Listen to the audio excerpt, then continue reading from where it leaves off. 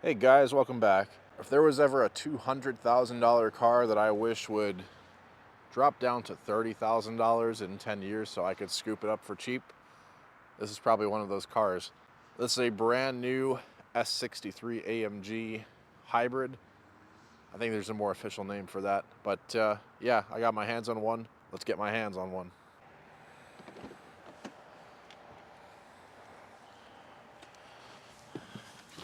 Oh, nice big doors. Ridiculously easy to get into.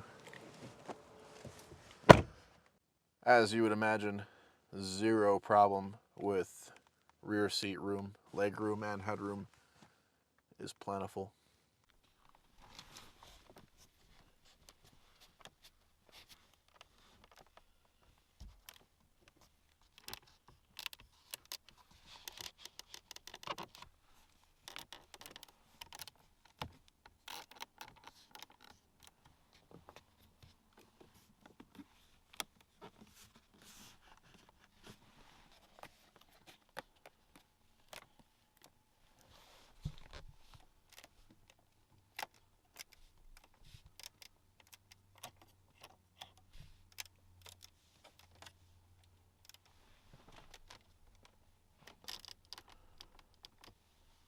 Wow, these guys really have some of the best ambient lighting in the business. No matter what I end up saying about this car's interior quality, I can't deny that ambient lighting. Definitely top of their class.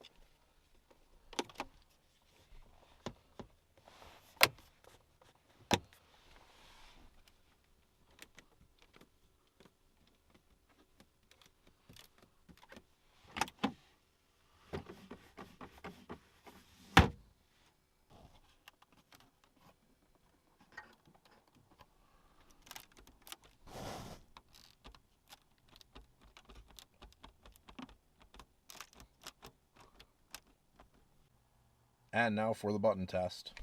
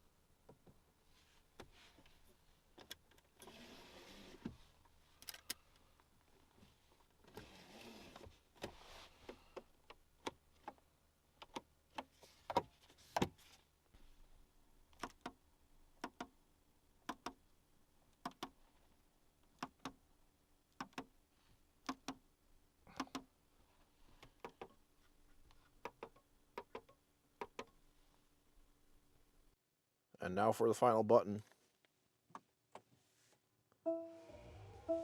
Seriously, some of the best ambient lighting in the business. I mean, look at this. This is gorgeous. But you guys aren't here to listen to me talk about the ambient lights now, are you? Nah, you're here to listen to me rip on this car. That's exactly what I'm going to do. Although not as bad as before. If you guys remember, I did a 2021 S580 a few weeks back. That's basically this car, but not the AMG version. That car was an absolute squeak fest. Whereas this car is a little squeaky, but it's not so bad. I'm wondering if this is because it's an AMG or because it's a brand new car. That car was 3 years old at the time I reviewed it. 3 model years old anyway. Which I don't know if that really has to do with anything or not. However, this car was not as bad.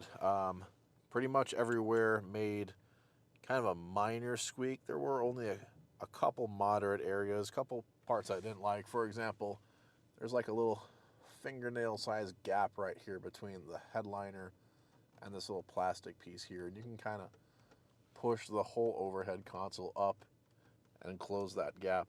You see what I'm doing here? And I notice this is consistent on all these modern Benzes where this whole little seat control cluster area seems to be quite squeaky. The rest of the car, honestly, not too bad though. Did a lot better than the S580. I'm going to give it a 6 out of 10 for fit and finish. As far as materials go, this is definitely an upgrade over the S580. This is an AMG. It costs nearly double. In fact, I believe the window sticker did say $205. It's in the glove box. I'll have to double check it. So what kind of materials do you get for dropping $205,000? Well, let's talk about it. You get leather pretty much everywhere on all your main contact surfaces. So that's going to be your dash, the door, the lower parts, even the glove box, and by your knees and lower. That's all going to be soft Napa leather. That's to be expected for this class and this price range. Even when you get to this price range, however, there is no escaping the terrible black piano veneer plastic that's on here and that's also on the $60,000 C-Class. Can't escape it. I guess Mercedes just couldn't contain themselves. They have to put it on every single car. Why couldn't they just make this part carbon fiber? Instead, they chose that, which to me sucks. However, this car does have carbon fiber as the main trim, and it is actually pretty nice looking. It's on the steering wheel too, and you have Alcantara on the steering wheel as well. The steering wheel feels pretty nice, actually. I do like the mix of Alcantara and carbon fiber. It's a nice feel. The seats themselves are full Napa leather, no problems there. And we even have the AMG logo stamped on the headrest. That's kind of a nice little extra touch. The seats themselves are pretty comfortable. No more so than the outgoing S-Class, but I already talked about that. They're comfortable enough and they have the massage function. That's all I care about.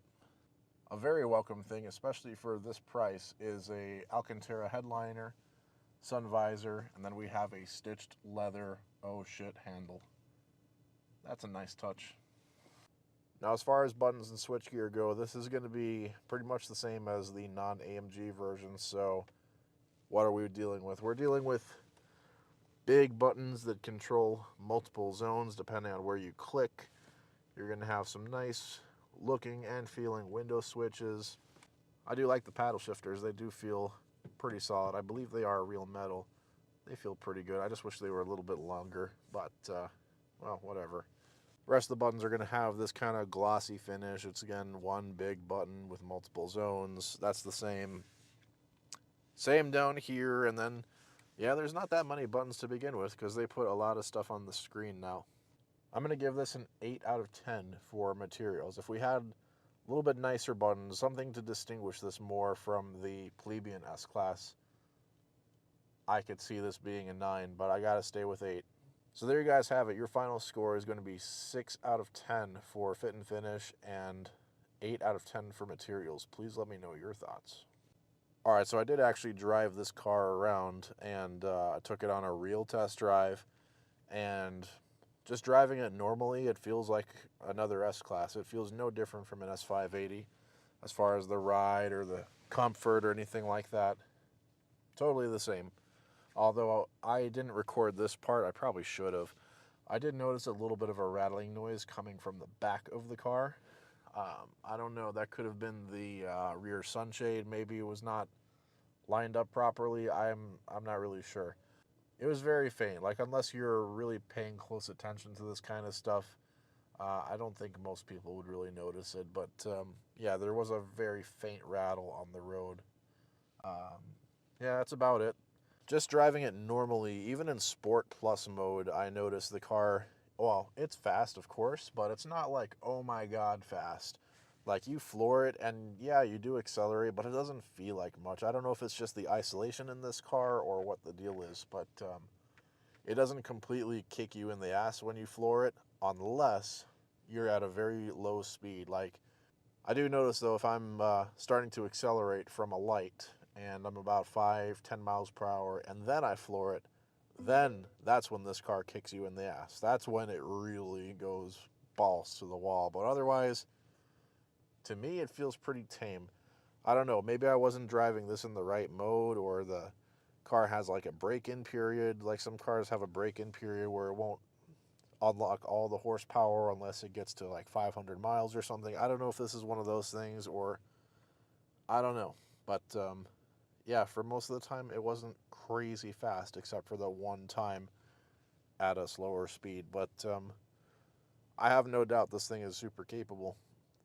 Yeah, it's a nice driving car. No matter how bad the interior does in my tests, I can't deny this car drives nice and is very comfortable. I could see this as a very comfortable daily commuter for me in 10 years when this car is 30 grand. Anyway, guys, thank you for watching. Thanks for putting up with me, and I'll catch you next time. Peace.